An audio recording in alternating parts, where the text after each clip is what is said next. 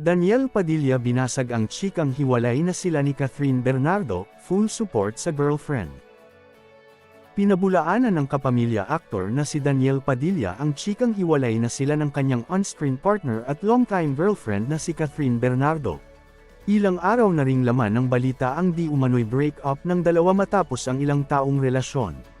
At tuluyan nang ang binasag ni Daniel ang kanyang katahimikan at kinumpirma na walang katotohanan ang mga kumakalat na isyu ukol sa kanila ng kanyang nobya. Pasimpleng pinabulaanan ng binata ang chika nang ibahagi niya sa kanyang Instagram story ang video ni Catherine para sa preview kung saan siya ang cover ngayong buwan. Kaya naman agad na nagdiwang ang Katniel fans sa X, dating Twitter, dahil nananatiling matatag ang relasyon nina Daniel at Catherine sa kabila ng mga isyong ibinabato sa kanila. Matatanda ang mas lalong na pag-usapan ang kaganapan sa relasyon ng dalawang kapamilya stars ng ibalita ng talent manager na si OG Diaz na di umano'y hiwalay na ang dalawa. Bagamat sinabi nitong wala pang kumpirmasyon ang kanyang ibinalita ay maraming mga fans ang pumalag sa kanya. Ang mas lalo pang nagpataas ng kilay ng mga supporters nina Kath at Daniel nang may ugnay ang huli sa kapwa kapamilya star na si Andrea Brillantes. Naisplok kasi ng isang source kay OG na patago raw na nagkikita ang dalawa. At nitong Biyernes ng gabi, November 10, pasimpleng sinupalpal ni Daniel ang mga balita ukol sa kanila.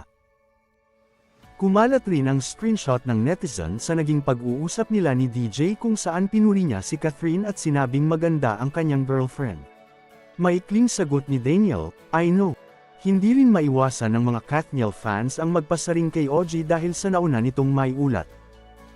Ayan na Daniel Padilla finally debunked ang the Katniel breakup allegations, clear na rin naman na siguro na fake news yung Blythe issue ano. Mananahimik na ba mga marites? Ikaw mananahimik ka na, at OG Diaz. Saad ng isang netizen. Comment naman ng isa, OG Diaz ano na? Close na lang kasi ang mouth. OG Diaz can cry in the corner because Daniel Padilla will never be his talent while all he can do is spread false information about him, say naman ng isa. At dyan na po nagtatapos guys, maraming salamat sa panunood.